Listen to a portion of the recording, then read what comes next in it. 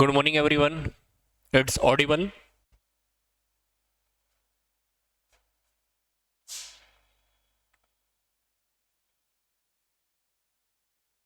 Okay, good. ठीक है, first question देख लेते हैं. People repeat behaviors that bring them satisfaction and pleasure and stop those that bring them dissatisfaction और pain is known.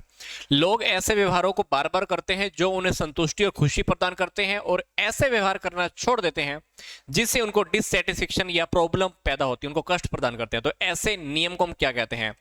Law of exercise, law of redo, law of effect या law of readiness? Yes, law of effect. क्योंकि लोग ऐसा व्यवहार बार बार करते हैं जो उनको सेटिस्फेक्शन देते हैं या खुशी प्रदान करते हैं और ऐसा बिहेवियर करना छोड़ देते हैं जिसमें उनसे असंतुष्टि प्राप्त होती है. तो इस रूल के रिजल्ट को हम क्या कहते हैं? परिणाम का नियम. बोले तो लॉ ऑफ इफेक्ट, परिणाम का नियम. क्योंकि उनको बार बार रिजल्ट ही ऐसा मिल रहा है ना, क्या करें? तो इसका ये नियम बना देते हैं अपनी लाइफ के अंदर.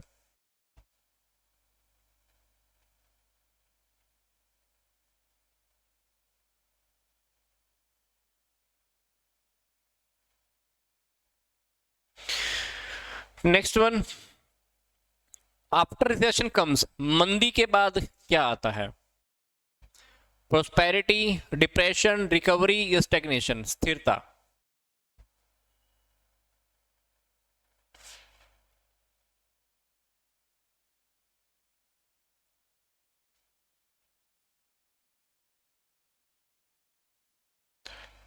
Yes, depression. हमने अकाउंटिंग साइकिल में देखा भी था. पहले कोई भी बिजनेस साइकिल बूम की तरफ होता है, then recession, depression, expansion, trough, recovery, ये सब स्टेजेस आनी स्टार्ट हो जाती हैं. ठीक है, बूम, रिसेशन, डिप्रेशन. ठीक है, फिर थोड़ी टफ सिचुएशन होती है, फिर रिकवरी, ये सब चलता रहता है हमारे साइकिल्स के अंदर. Then a cost that remained constant per unit but changes over the volume output is called. एक कॉस्ट ऐसी है जो पर यूनिट तो कांस्टेंट रहती है पर वॉल्यूम बढ़ती है और आउटपुट की तो ऊपर नीचे होती रहती है. तो फिक्स कॉस्ट होती है सेमी वेरिएबल, वेरिएबल कॉस्ट या अब्जॉर्प्शन कॉस्टिंग. ये टॉपिक वैसे हमारा पहले भी हो चुका है. Yes, variable cost. क्योंकि जब जब प्रोडक्शन ऊपर नीचे होता है पर यूनिट तो फिक्स होती है बट ओवरऑल तो ये इंक्रीज होती है ना टोटल के अकॉर्डिंग, तो इसको बोलते हैं वेरिएबल कॉस्ट. ठीक है, जैसे मान लो हमने एक यूनिट बनाई तो खर्चा आ रहा है 10, यूनिट 2 बनाई तो खर्चा आया 15, यूनिट बनाई 3 तो खर्चा आया 20, 4 यूनिट बनाई तो खर्चा आया 25, इस तरह 5 यूनिट बनाई तो खर्चा आया 30. तो ये प्रोडक्शन के ऊपर नीचे होने से चेंज ओवरऑल होती रहती हैं पर यूनिट तो फिक्स ही रहती हैं, कह सकते हैं. आगे है the law of variable proportion assume. परिवर्तनशील अनुपातों के नियमों में यह मान लिया जाता है कि जब सीमांत लागत घटती है तो कुल उत्पादन बढ़ेगा, या सीमांत उत्पादन गिरता है तो उपयोगिता अधिकतम होती है, या उत्पत्ति के कुछ साधन स्थिर होते हैं. Some factor of production are fixed. Next is when marginal production falls total production is maximum.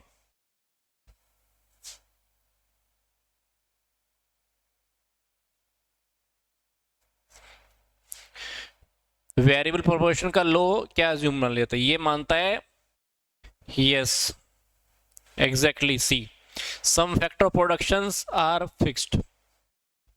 कि संसाधन, कुछ प्रोडक्शन के कुछ रिसोर्सेज ऐसे होते हैं जिनको हम फिक्स मान लेते हैं. ठीक है, और और और वेरिएबल जो भी फैक्टर्स होते हैं, साधन होते हैं, उसको जैसे बढ़ाया जाता है तो कुल उत्पादन पहले तो बढ़ता है, फिर स्थिर होता है, फिर उसके बाद घटने भी लगता है. टोटल प्रोडक्शन पहले तो बढ़ता है, फिर फिक्स होता है, स्थिर होता है, और फिर उसके बाद घटने लगता है. Next is law of demand states that. Law of demand क्या कहता है? या law of demand state that if other things remain same, अगर दूसरी रिमेनिंग चीज बातें समान रहने पर, there is always a direct relationship between the price and demand, या there is always an inverse relationship between the price and demand, या there is always a direct relationship between desire and demand, या there is no relationship between the price and demand. क्या लगता है law of demand क्या कहता है? ये question तो बहुत इजी है. Yes, there is an inverse relationship. Inverse relationship होता है प्राइस एंड डिमांड में, क्योंकि जब जब प्राइसेस बढ़ते हैं डिमांड कम हो जाती है, प्राइसेस कम होते हैं डिमांड इंक्रीज हो जाती है। तो डेफिनेटली प्राइस और डिमांड के अंदर एक इनवर्स रिलेशनशिप होता है। Next one is question number 6। Giffen's paradox as an exception to the law of demand includes. Giffen का विरोधाभास मांग के नियम के अपवाद में सम्मिलित है। क्या? प्रेस्टीज गुड्स में, इंफीरियर गुड्स के केस में, कॉम्प्लीमेंट्री गुड्स के केस में, या सब्स्टिट्यूट गुड्स के केस में?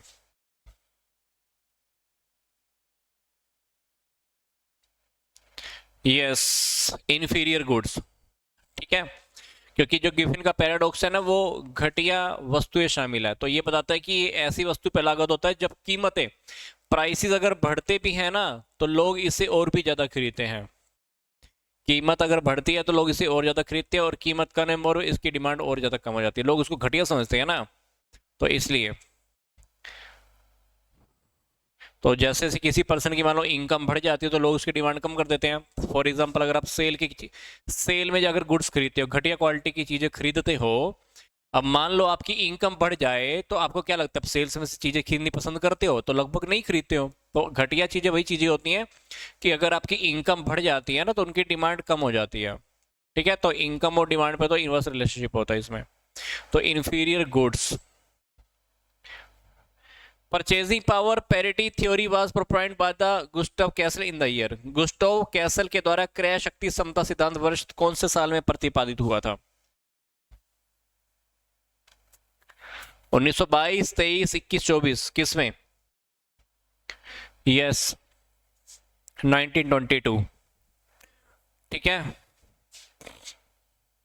बास्केट ऑफ गुड्स का इस्तेमाल हमने किया था इसमें, और इसमें कुछ गुड्स की ग्रुप बनाकर उनके प्राइसेस के बेस पर हमने करेंसी की तुलना की गई थी,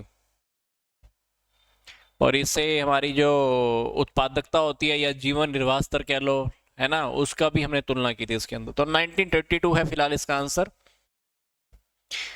आगे देखते हैं, indifference curve in the combination of two goods are.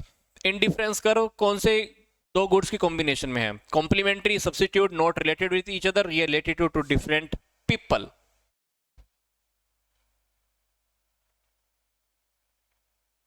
Yes, substitute goods. ठीक है ना, सब्स्टिट्यूट गुड्स के केस में है। तो अगर आप इकोनॉमिक्स अपने स्टडी किया हो तो ये सब्स्टिट्यूट्स आपको पता ही होती हैं, है ना, उनके कॉम्बिनेशंस का बताता है। तो इनका जो लेवल होता है, इन हर एक लेवल पर कंज्यूमर को सेम सेटिस्फेक्शन मिलती है, जो भी पॉइंट्स होते हैं। Demand for the furniture is consumer demand, durable demand, producer demand, या both A and B? Yes, durable demand की नेचर होती है ये, और वैसे प्रोड्यूसर डिमांड भी है ये, वैसे देखा जाए तो। ठीक है, तो दोनों आंसर आएंगे बी सी, तो अल्टीमेटली डी। ठीक है, फर्नीचर की डिमांड दोनों कर सकते हैं ना। आगे देखो, exception of the law of demand is, मांग के नियम का अपवाद क्या है? घटती सीमांत उपयोगिता, बोले तो diminishing marginal utility, given paradox, different use of product, या प्राइस ऑफ सब्स्टिट्यूट गुड्स? क्या लगता है? Yes, given paradox. ये तो बिल्कुल क्लियर टॉपिक है इकोनॉमिक्स के अंदर। ठीक है ना, अन्य बातें समान रहने पर कीमत, प्राइस और डिमांड के बीच में एक रिलेशनशिप होता है, बट कुछ कंडीशन ऐसी होती है जहां पर ये लॉ ऑफ डिमांड हमारा फेल भी होता है। गिवन पैराडॉक्स भी उन्हीं में से एक है। या लोगों को नॉलेज नहीं है प्रोडक्ट खरीदने की, तो वहां पे भी लॉ ऑफ डिमांड फेल हो जाता है।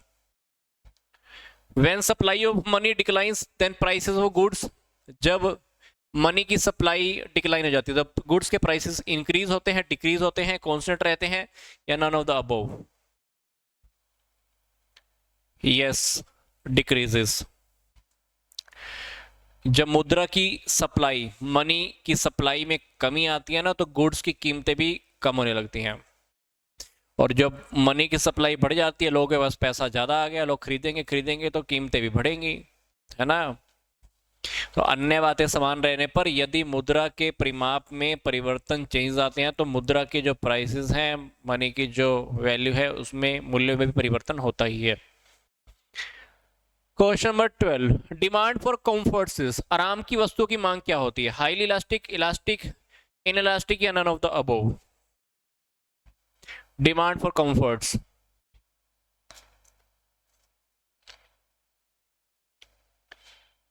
Yes, elastic. ठीक है, demand for comfort is elastic. आराम और जो अविलासिता की जो वस्तुएं होती है ना, लग्जरी थिंग्स होती हैं, उनकी सप्लाई के साथ साथ मार्जिनल यूटिलिटी धीरे धीरे कम होती है, उनके मूल्य में थोड़ी कमी होने पर उनकी डिमांड भी ज़्यादा बढ़ जाती है। तो ऐसी वस्तु की जो डिमांड होती है, जो मांग होती है, थोड़ी फ्लेक्सिबल सी होती है। ठीक है, तो बिल्कुल क्लियर सी बात है, जिन गुड्स की मार्जिनल यूटिलिटी में धीरे धीरे गिरावट आती है ना, तो उनकी जो डिमांड होती है वो फ्लेक्सिबल सी होती है। तो demand for comfort is elastic. Next one is income effect towards given commodities will be. Given वस्तु के प्रति आय का क्या प्रभाव होगा? Positive, negative, zero, none of these दीज। ये बात मैंने आपको अभी बताई थी। गिवन पैराडॉक्स के अंदर आपको पता है सारी घटिया क्वालिटी की चीजें आती हैं। ठीक है, और मैंने आपको बताया था कि अगर आपकी इनकम बढ़ेगी तो आप घटिया चीजें खरीदनी कम कर दोगे ना, सेल में से चीजें हम कम खरीदते हैं। तो गिवन प्रोडक्ट्स का प्राइस इफेक्ट पॉजिटिव और ए इफेक्ट नेगेटिव है, आई के इफेक्ट नेगेटिव है। ठीक है, तो प्राइसेस बढ़ने पर इनकी डिमांड बढ़ जाती है और इनकम बढ़ने पर इनकी डिमांड कम हो जाती है। ठीक है, इनकम अगर आपकी बढ़ जाती है ना, तो आप प्रोडक्ट इस टाइप के कब खरीदते हो?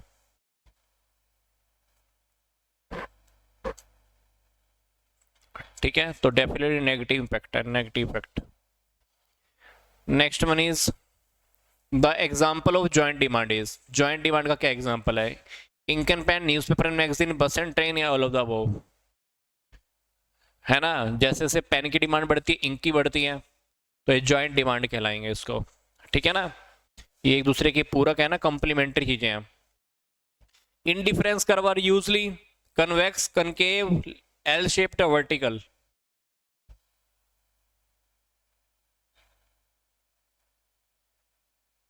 इंडिफरेंस कर्व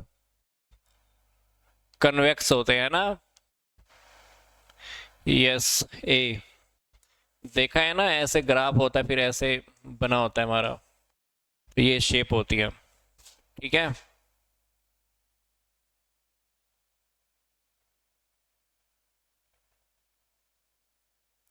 नेक्स्ट देखते हैं। In which of the following commodities, when a consumer spends so much negative income effect overwhelms the positive substitution effect so as the underlying demand curve is positive sloped? इसमें से किस वस्तु में जब कोई उपभोक्ता इतना ज्यादा खर्च करता है कि ऋणात्मक आय प्रभाव धनात्मक परिवर्तन प्रभाव को दबा देता है ताकि अंतसत मांग वर्ग की ढाल धनात्मक हो जाए? ठीक है, इतना ज्यादा खर्च करता है कि ऋणात्मक आय प्रभाव धनात्मक, positive substitution effect, so that the underlying demand curve is the positive sloped, वो पॉजिटिवली स्लोप्ड होती है। यस, गिफिन, गिफिन गुड्स के केस में होता है ये। ठीक है, फिर से हमारा टॉपिक रिपीट हो रहा है। गिफिन गुड्स के संदर्भ में, रिलेशन के अंदर, जब कोई कस्टमर इतना ज़्यादा खर्च करता है ना कि ऋणात्मक का जो नेगेटिव इनकम इफेक्ट होता है, जो पॉजिटिव सब्सिट्यूट इफेक्ट होता है ना, उसको दबा देता है। और इसका रिजल्ट क्या होता है? डिमांड कर्व का जो कर्व होता है, जो स्लोप होता है, वो पॉजिटिव बना रहता है। तो ये गिफिन गुड्स के केस में होता है। आगे है demand must have the elements desire, want, quantity, price and time and all of the above. Demand के अंदर क्या एलिमेंट्स होने चाहिए? आई थिंक तो सारे होने चाहिए, है ना। डिमांड में,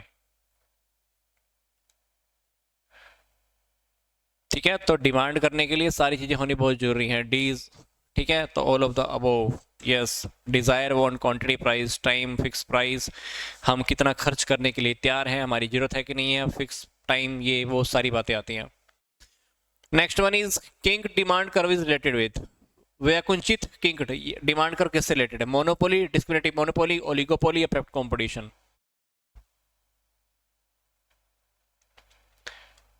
यस, ओलिगोपोली। ठीक है, इसमें कीमत रिलेटेड थोड़ी दृढ़ता, थोड़ी स्ट्रांगनेस ही होती है, प्राइस रिलेटेड। आगे है normally demand curve slopes upward, downward, horizontal या वर्टिकल।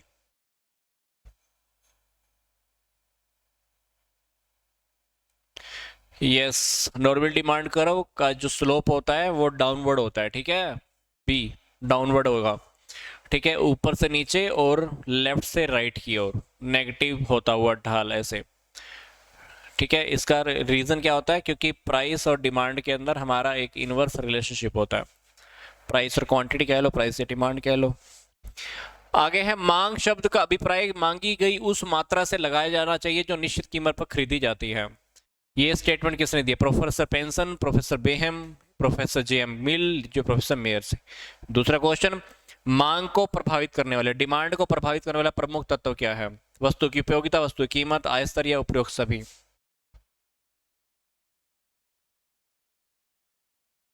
यस एग्जैक्टली, ये स्टेटमेंट है प्रोफेसर जे एस मिल, और इसमें यस डिमांड को इफेक्ट करने वाले हमारे सारे फैक्टर होते हैं, ठीक है, जो उस प्रोडक्ट की डिमांड को इफेक्ट करते हैं, ठीक है। तो ये वस्तु की चाहे उपयोगिता है, इनकम का लेवल है, या प्रोडक्ट की डिमांड है, या कम्प्लीमेंट्री गुड्स की कीमत है, या फैशन है, या लोगों के रहने सहने का ढंग है, ये सारी बातें आती हैं जो एक प्रोडक्ट की डिमांड को इफेक्ट करते हैं,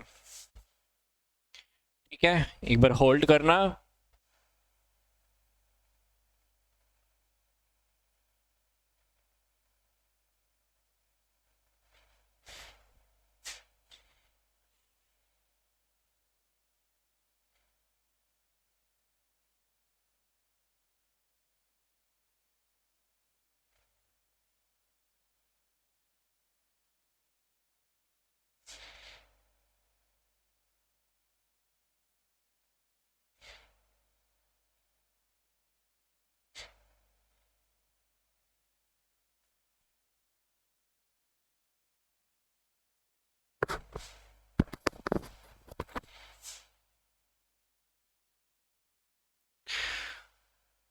the next one is, Bharat में जनगणना की जाती है प्रत्येक 7 सालों में, 10 सालों में, 15 सालों में, 20 सालों में। अगला है, प्रथम उद्योग नीति प्रस्ताव किस वर्ष में प्रस्तुत किया गया, 47, 49, 48, 50।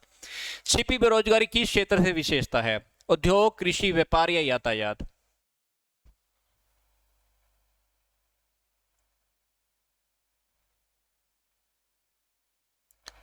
यस, ये तो अपने को बहुत कॉमन सा क्वेश्चन है, हर 10 सालों में हम काउंट अप करते रहते हैं, ठीक है ना।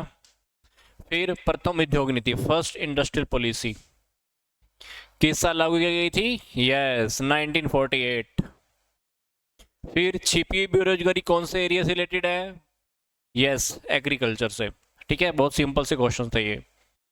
नेक्स्ट देखते हैं, पीडीएस का पूरा नाम क्या है, पूरा रूप क्या है, physical distribution system, public distribution system, people's distribution system या प्रपोजिव। या भारत में आर्थिक उदारीकरण की प्रक्रिया व्यवहारिक रूप से किस वर्ष से रिलेटेड हुई थी, या निम्नलिखित में से कौन भारतीय पंचवर्षीय 5 ईयर प्लानिंग को अंतिम मजदूरी प्रदान करता है। यस, पब्लिक डिस्ट्रीब्यूशन सिस्टम, इसको हिंदी में बोलते हैं सार्वजनिक वितरण प्रणाली। और भारत में लिबरलाइजेशन की प्रक्रिया कौन से साल में शुरू हुई थी, यस 1991 में, डॉक्टर मनमोहन जी के टाइम, उनके जो हमारे थे भारत के प्रधानमंत्री नरसिंह सिंह राव, और वित्त मंत्री हमारे finance minister doctor Manmohan Singh के टाइम पे। निम्नलिखित में से कौन भारतीय पंचवर्षीय योजनाओं के अंतिम मजदूरी प्रदान करता है, संघीय मंत्रिमंडल, योजना आयोग, राष्ट्रीय विकास परिषद या योजना पर संसदीय समिति। यस, राष्ट्रीय विकास परिषद, ठीक है, नेशनल डेवलपमेंट काउंसिल बोलते हैं इसको, अंतिम मजदूरी देता है ये। आगे देखो, राष्ट्रीय आंकलन का इसके द्वारा तैयार किया जाता है,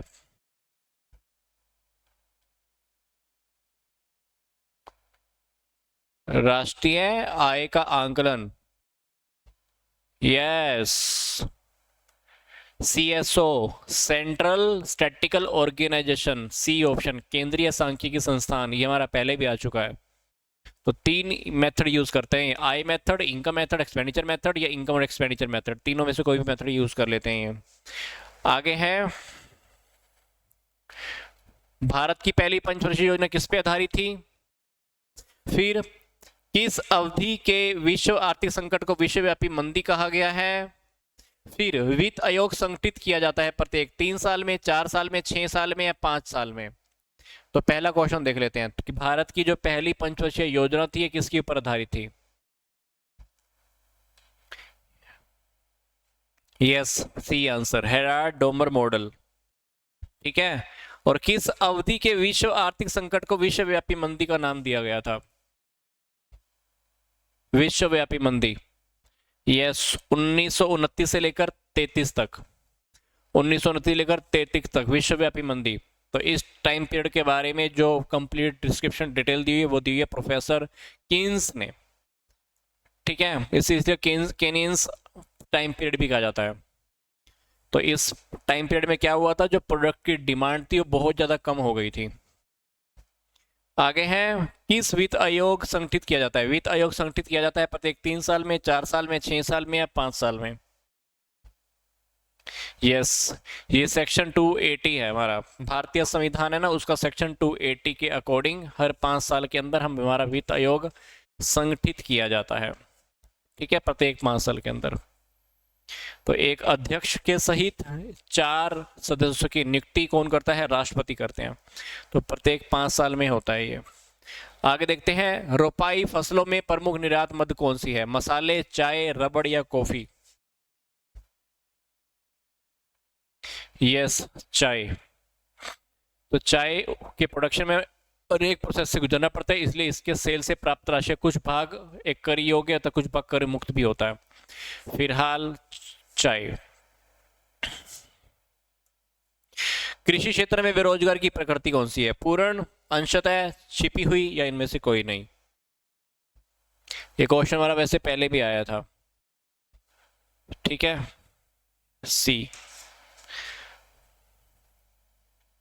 नेक्स्ट वन इज, भारत की हरित क्रांति में किसने एक उत्प्रेरक की भूमिका निभाई? स्टिमुलेट के। M Swaminathan, B Kurien, B Vibha Venkateshwar Rao या दूसरा ऑप्शन, निम्नलिखित अभिकरणों में से कौन सा एक भारत में राष्ट्रीय आय का अभिलेख उत्तरदायित्व है? एनएसएस, सीएसओ, आरडीआई या एनसीएआईआर? ये क्वेश्चन भी हमको वैसे पता है। सूखे के कारण उत्पन्न जोखिम कौन सा है? प्राकृतिक, सामाजिक, वित्तीय या आर्थिक? यस, एग्जैक्टली, पहले का तो है एम स्वामीनाथन। ये टॉपिक हमारा पहले भी थ्योरी में आ चुका था, हमने बहुत अच्छे से डिटेल में स्टडी किया था। तो स्वामीनाथन को भारत का जो हरित क्रांति का जनक, फादर भी कहा जाता है। ठीक है, और ये हमारा आंसर सीएसओ, ये तो हमने पहले भी स्टडी किया ना, सेंट्रल स्टैटिस्टिकल ऑर्गेनाइजेशन। सूखे के कारण उत्पन्न जोखिम कौन सा होता है? सूखे के कारण, yes, it is a natural, A option, yes, ये हमारा नेचुरल जोखिम होता है, नेचुरल रिस्क। ठीक है, आगे देखते हैं हम। स्वतंत्रता के पश्चात भारत सरकार ने राष्ट्रीय समिति का प्रथम अध्यक्ष किसको नियुक्त किया था? Professor Mahalanobis, professor Ghosh, professor सीरस या प्रोफेसर शाह?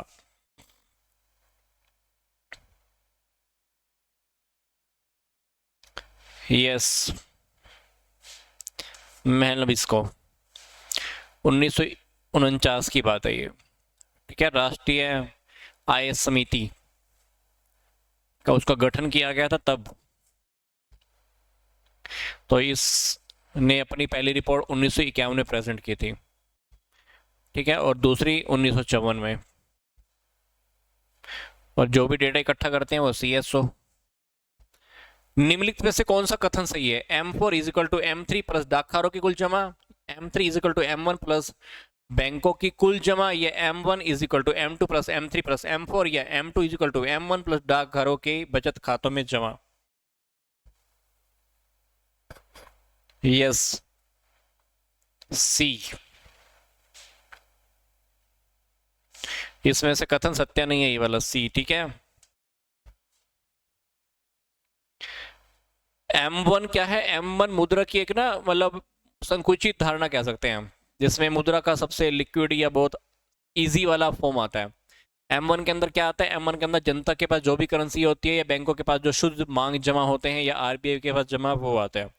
और जब भी हम M2 की बात करें तो M2 में क्या होता है, M1 प्लस डाक घर में, पोस्ट ऑफिस के अंदर लोगों की जो भी सेविंग्स होती है। M3 थोड़ा सा ब्रॉडर कॉन्सेप्ट है मनी का। M3 के अंदर M1 भी है, और कॉमर्शियल बैंक के पास जो सावधिक जमा होते हैं, सेविंग डिपॉजिट्स होते हैं, ये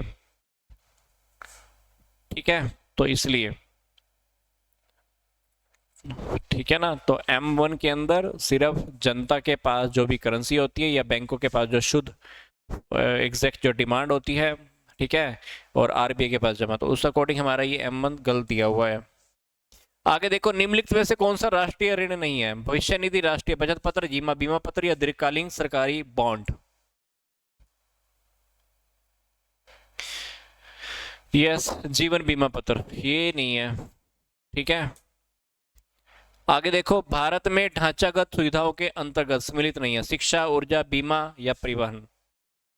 क्या लगता है, इंफ्रास्ट्रक्चर के अंदर, क्योंकि सर्विस सेक्टर में है ना, तो डेफिनेटली इसके अंदर हम इंफ्रास्ट्रक्चर के अंदर हम एजुकेशन, एनर्जी, ट्रांसपोर्टेशन, इसको सब लेके चलते हैं, तो डेफिनेटली हमारे अंदर ये अवेलेबल नहीं है, ये बीमा, insurance.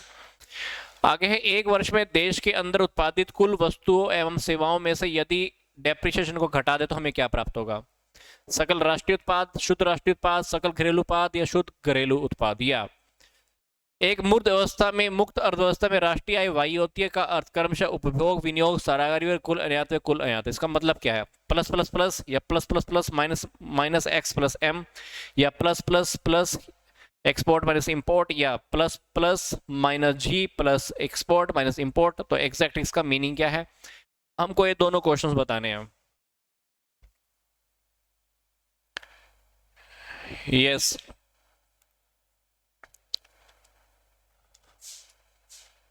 Net domestic product, yes, net domestic product, Hindi में क्या कहेंगे हम इसको, शुद्ध घरेलू उत्पाद, ठीक है। Sum of all goods and services minus depreciation, that is net domestic product. And the next one is the, एक मूर्त व्यवस्था में राष्ट्रीय आय वाई होती है, तो इसके अंदर क्या लेके चलेंगे, ये वाला लेके चलेंगे,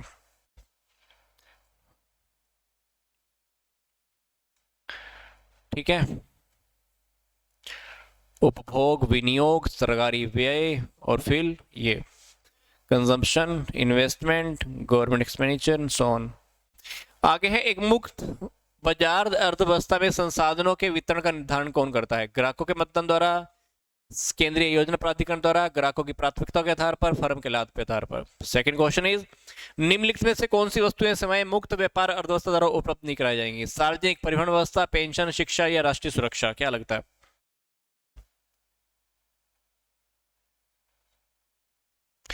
यस, ग्राहकों की प्राथमिकता के आधार पर किया जाता है, ठीक है। एक मुक्त अर्थव्यवस्था में संसाधनों के वितरण है ना, उसका हम निर्धारण करते हैं ग्राहकों की प्राथमिकता के आधार पर। यस,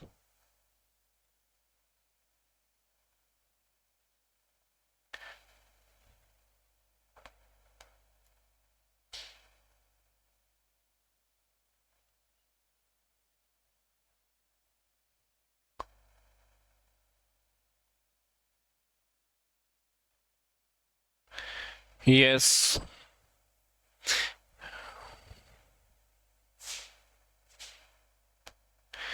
कौन सी उससे सेवाएं मुक्त व्यापार व्यवस्था उपलब्ध नहीं कराई जाएंगी ना, यस, राष्ट्रीय सुरक्षा,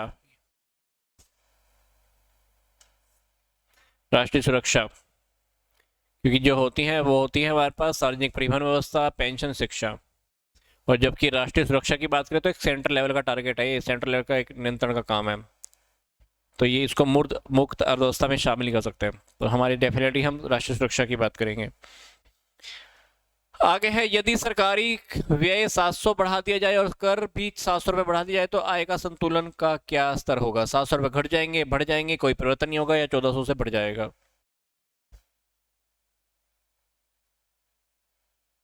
यस, कोई चेंज कहाँ होगा, ठीक है, एक बढ़ रहा है एक कम हो रहा है, क्या फायदा। यदि सरकारी खर्च अगर 700 रुपये बढ़ जाए और उधर से इनकम भी बढ़ गई, इनकम टैक्स हमने कलेक्ट किया 700 रुपये, तो आय के संतुलन में कोई परिवर्तन नहीं होगा, ठीक है। निम्नलिखित में से किस समिति ने भारत के वित्तीय क्षेत्र में सुधार हेतु सुझाव प्रस्तुत किए हैं? आबिद हुसैन समिति, भगवत समिति, चलैया समिति या नरसिम्हा समिति? यस, पहले ही आंसर आ चुका है, वेरी गुड, नरसिम्हा समिति। ठीक है, भारत में वित्तीय क्षेत्र से रिलेटेड इन्होंने काफी सारे सुझाव दिए थे। किससे रिलेटेड? वित्तीय क्षेत्र, फाइनेंस सेक्टर से रिलेटेड। ठीक है, आगे है हमारा, एक देश की आर्थिक प्रगति का उचित मापक क्या होता है? सकल घरेलू उत्पाद, शुद्ध घरेलू उत्पाद, राष्ट्रीय उत्पाद या प्रति व्यक्ति वास्तविक आय? यस, प्रति व्यक्ति आय, वास्तविक आय, सॉरी। और इसका फॉर्मूला भी अपने को पता होना चाहिए ना, total national income divided by total population, that is प्रति व्यक्ति वास्तविक आय। केंद्रीय सांख्यिकी संगठन स्थापित किया गया, डेट देखो इसकी 49, 48, 50, 51। CSO, ये क्वेश्चन पहले भी बार बार रिपीट हो चुका, मतलब एग्जाम के पॉइंट ऑफ व्यू से बहुत ज्यादा इंपॉर्टेंट है। सेंट्रल स्टैटिस्टिकल ऑर्गेनाइजेशन, इसकी स्थापना की गई थी, यस, 2 मई 1951 को। ठीक है, भारत की राष्ट्रीय आय की गणना की जाती है योजना आयोग द्वारा, CSO द्वारा, भारतीय सांख्यिकी संस्थान द्वारा या वित्त आयोग द्वारा? सेकेंड इज, राष्ट्रीय जनसंख्या नीति घोषित हुई 16 अप्रैल 1976 को, 16 अप्रैल 1986 को, 16 अप्रैल 1969 को, या इनमें से कोई नहीं?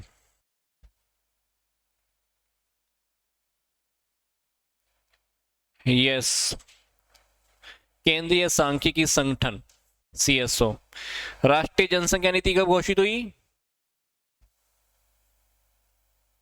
यस, 16 अप्रैल 1976 को राष्ट्रीय नीति की घोषणा लागू की गई थी, जनता पार्टी की सरकार थी। संशोधित जनसंख्या नीति घोषित की गई थी 1978 में, फिर दोबारा भी हुआ था। तो फिलहाल इसकी 1976 थी, 16 अप्रैल 1976 ए आंसर है, बट मैं फिर से बता रहा हूँ 1978 के अंदर भारत जनता, जो भी हमारी सरकार थी, जनता पार्टी की सरकार थी, उसने एक संशोधित जनसंख्या नीति की भी घोषणा की थी तब। फिलहाल हमारा आंसर यहाँ पे 16 अप्रैल 1976 है, ए ऑप्शन। 2 क्वेश्चन और रह गए हमारे। GNP को किस प्रकार परिभाषित करेंगे? NNP plus direct tax, NNP plus indirect tax, NSP plus निर्यात, NNP प्लस मूल्यह्रास। फिर किस पंचवर्षीय योजना में कृषि के लिए आवंटित राशि का कुल योजना व्यय में प्रतिशत अधिक था? प्रथम, छठी, द्वितीय, नौवीं?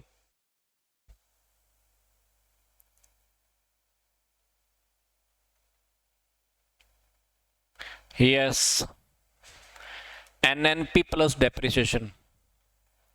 वैसे हम GNP के लिए ना ये फॉर्मूला यूज करते हैं, GNP के लिए GDP plus X minus M. ठीक है, NNP तो, या GNP का एक फॉर्मूला और भी होता है, NNP प्लस डेप्रिसिएशन, तो उसको हम कह सकते हैं। ठीक है, तो लगभग 1 वर्ष में हुई को काउंट करते हैं, कुल अंतिम वस्तु और सेवाओं का जो मौद्रिक मूल्य होता है उसको कहते हैं नेशनल इनकम। फिर है, किस पंचवर्षीय योजना में कृषि के लिए बंटी राशि कुल योजना व्यय में प्रतिशत सर्वाधिक था? पहली, दूसरी, छठी या नौवीं? यस, दूसरी में कृषि के लिए ज्यादा हमने अलॉट किया हुआ था, कुल योजना में व्यय सबसे अधिक था सेकंड के अंदर, 3.15 था, 3.15%। ठीक है, अदरवाइज पहली में तो क्या था, 2.71 था, और नौवीं में बात करें तो नौवीं में लगभग था 2.44, बट सेकंड के अंदर 3.15% था, इसलिए देख लेना दूसरी पंचवर्षीय योजना में। ठीक है, आज के लिए इतना ही काफी है। ओके, गुड, ठीक है भाई।